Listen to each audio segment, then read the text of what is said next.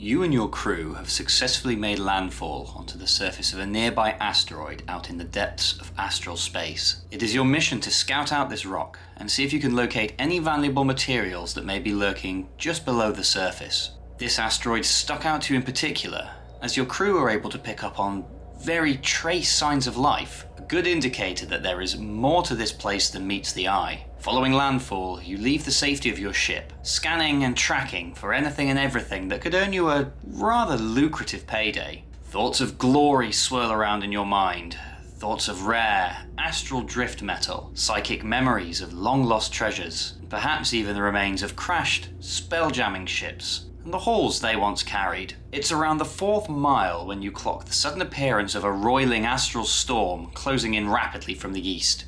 You notice a copse of dead-looking trees not too far from your position, and you deem that being close to them is probably better than getting caught out in the cold winds of the approaching storm. And moments later you find yourselves dashing across the desolate landscape of the asteroid. Upon reaching the tree line, you take a quick glance at the mighty giants that tower above you, spotting several gaps and crevices within the ancient wood which look just about large enough for you to fit inside. It takes your group little time to agree that sheltering yourselves away is the best option, and you each find a hollow to occupy until the storm blows over. As you hunker down and begin to slope off into rest, you could swear that you feel something move. You turn around and look behind. Perhaps some other, smaller creatures drifting through astral space have come to the same conclusion as you, seeking a place to hide. But you see nothing. As you twist back around to face forward, you see to your swiftly building horror that the entrance to the hole from whence you came appears to be rapidly sealing itself over. In a panic, you unleash a firebolt and make a swift exit as the living tree creaks in wordless displeasure. You attempt to call out to your crew, but the now whipping, howling storm consumes your voice, carrying it off into the ether. Thunder silently bellows in the astral void above you, flashes of beauty heralding the unwelcome arrival of. With a delayed crash, a bolt of lightning penetrates the asteroid's air envelope, striking the tree before you with the full force of angry elements.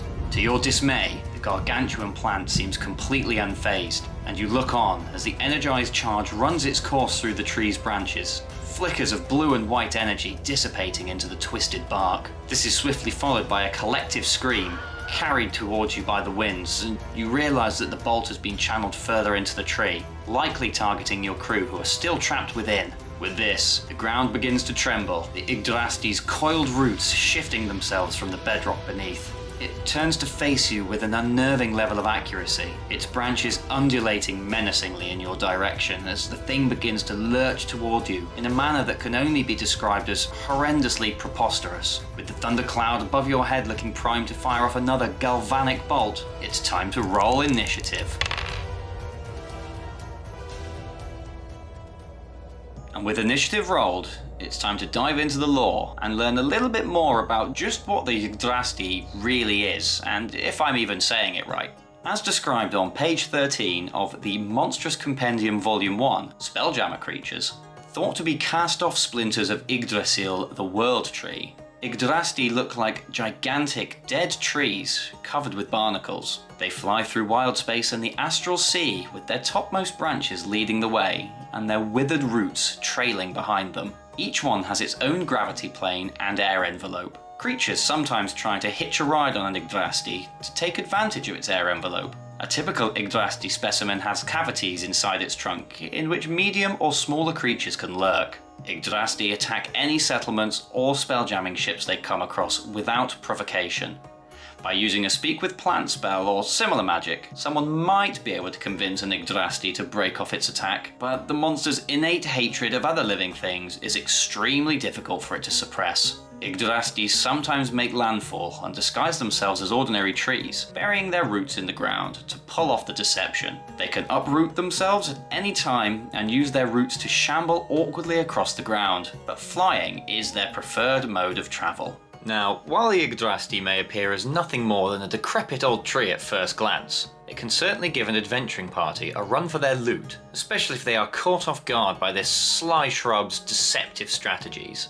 It isn't entirely clear why this peculiar plant has an innate hatred of all living things, but it does, and that's all that matters. The Yggdrasti has a decent set of stats, especially for a tree, with it branching out into a 20 for strength, 15 constitution, and 10s in both wisdom and dexterity, making this a surprisingly tricky foe to take down. As you'd expect, the major weakness of this woody warrior is fire, and it shows this by being vulnerable to the element. It is, however, resistant to bludgeoning and piercing damage, and also claims condition immunities to the blinded and deafened conditions, as well as being unable to be exhausted. On top of this, if you do find yourself out in the wilds of astral space looking for some firewood, for whatever reason one wants to create a fire in space, and you attempt to use the limbs of this twiggy terror to achieve such a goal, you've got a nasty shock in store, quite literally, as the Yggdrasti has an affinity for lightning-based attacks, showing this with full immunity to the element, while also being able to channel any lightning damage used against it into a devastating attack of its very own. Now, as a DM, I personally like to help out the Yggdrasti and make it a little bit more of a threat. In Raw, the Yggdrasti cannot seal its cavities to trap creatures inside. I personally feel this is a little boring, and any life-hating tree looking to prove their bark is in fact worse than their bite should certainly be able to take the path of Old Man Willow, channeling its inner anguish to crush the life out of anything seeking to preserve itself within the Yggdrasti's inviting embrace.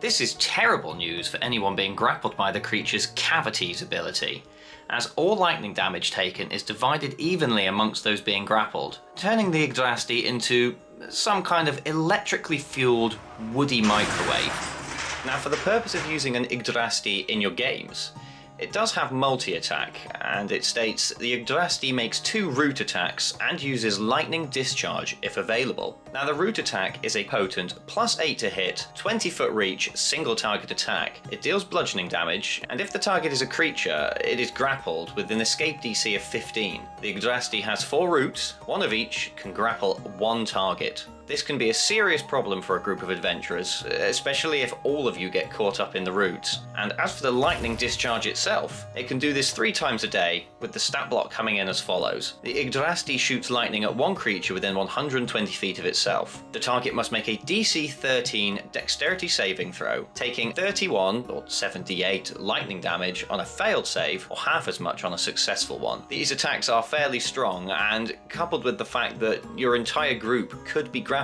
by this thing, makes it a pretty formidable opponent to face.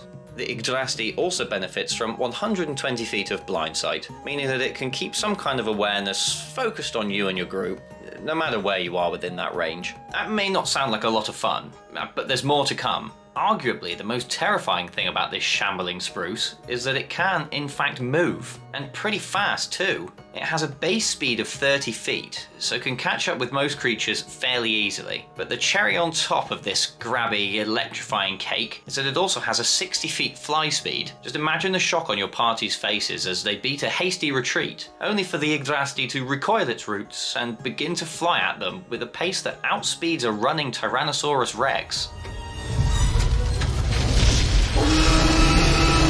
Must go faster. But now on to the real questions.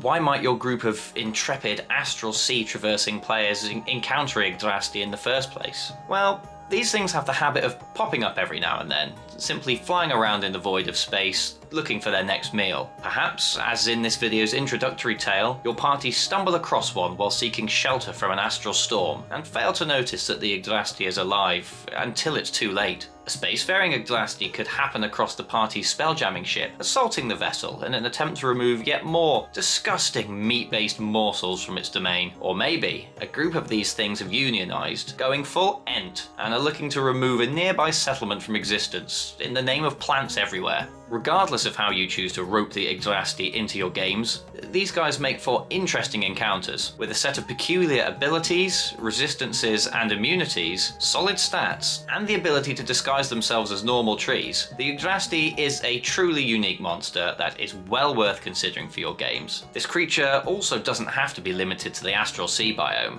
With a quick reskin, this Loggernaut is well prepared to ensnare adventurers from the Forgotten Realms, the depths of the Nine Hells, or whatever environment you think requires a child of Yggdrasil to terrorize the local community. Just remember, when the trees fight back, it's always better to start chopping and ask questions later.